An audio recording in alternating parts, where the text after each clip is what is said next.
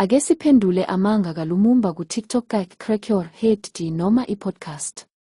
Inkulumo yakho emngcwabeni kaMandela yaveza ukuthi awuthembekile. Lapho saqonda ukuthi uyisikhulumi esiqashwayo.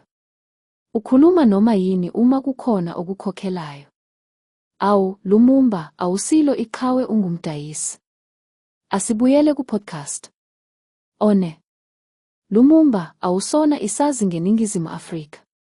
Abantu abaphila ubuhlungu bobandlululo nezinkinga zalesi sikhathi yibo abazi iqiniso.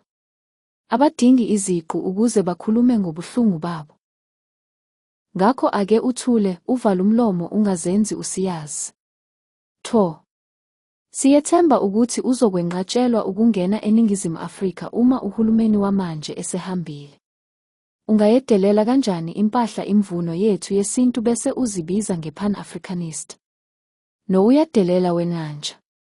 Thina sizogqoka isintu sethu noma kuphi ezweni lethu. Asikuceli imvume. 3. Uthi uyazi ngezwe lethu kodwa awuqondi ngisho negama elithi Kwerekwere. Njengegama elithi gringo. Lisho abelungu ko-South America. Kwerekwere lisho umuntu ongayena waseNingizimu Afrika noma ngabe uvela kuphi. Alikhethi umbala noma izwe. Ngakho ake uyeke ukuziveza ukuthi awazi lutho ngezwe lethu. 4. Asilahlekelwa lutho uma izingane zenu zingasafundi lapha. Izikole zixakekile, zigcwele kakhulu. Ngapha simatasa sitshela uhulumeni ukuthi abuyise izingane ezingezona ezakuleli zibuyiselwe emazweni azo. Thina siyazi ukuthi akukho capacity engeziwe. Ngakho ake ulungise imininingwane yakho, ungakhulumi amanga wena. 5. Ukuthi abantu bangaphandle badala imisebenzi lapha, lokho akulona iqiniso.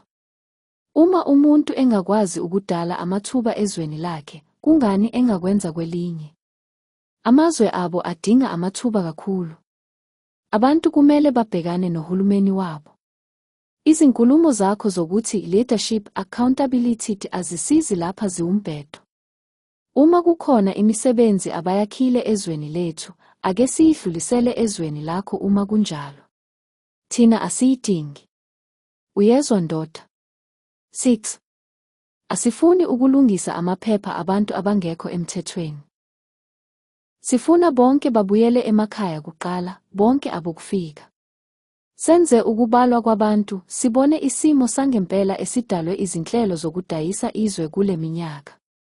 Xoxa nabantu bakho emahhovisi ama-embassy eNingizimu Afrika ukuthi kusheshiswe ukuhamba kwabo. Sifuna ukuqala kabusha izinhlelo zokwakha izwe. 7. Lumumba, uchitha isikhathi esiningi kakhulu uzama ukuxilonga iNingizimu Afrika. Sebenzisa amandla nesikhathi sakho ezweni lakho noma lapho bekucela khona.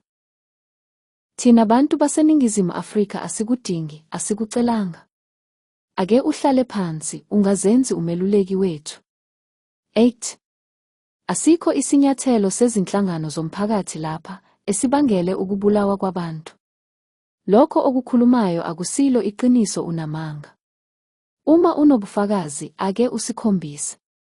Thina siyazi ukuthi uJabu Moyo waseZimbabwe udubule amaphoyisa 2 afa ezweni lethu. Kodwa akukho nomuntu oyedwa waseNingizimu obulale amaphoyisa kwelinye izwe. Ubugebengu obenziwa abantu bokufika kusabalele izwe lonke. Ngakho ake uyeke ukusabalalisa amanga ngobugebengu ezweni. Awazi lutho sibhanqa. 9. Siyazi ukuthi ungumngani kaJulius Malema. Abantu abafanayo bayahlangana. Kodwa ake wazi. Esingakutshela khona ukuthi khona ukusina kumjeqeza, ingalo yomthetho iseduze. Uzoboshwa maduze. Futhi siyathemba ukuthi abangani bakhe abathile ngeke bavunyelwe ukungena ezweni lethu uma ushintsho selufikile. Sisho amanyala afana nawe. 10. Ake ngiphethe. Uyeke ukusixilonga. Asikucelanga. Asikudingile. Useneminyaka unikeza izeluleko emazweni amaningi. Ake usitshele izwe elilodwa elithuthuke ngenxa yakho. Thina bantu bomdabu baseNingizimu Afrika siyazilungisa izinkinga zethu, hayi ukukhuluma ngezabanye. Izwe lethu lizimisele ukulungisa amanyala enzwe ngu-Einsneck. Okwamanje ake uyeke ukukhuluma ngeNingizimu Afrika.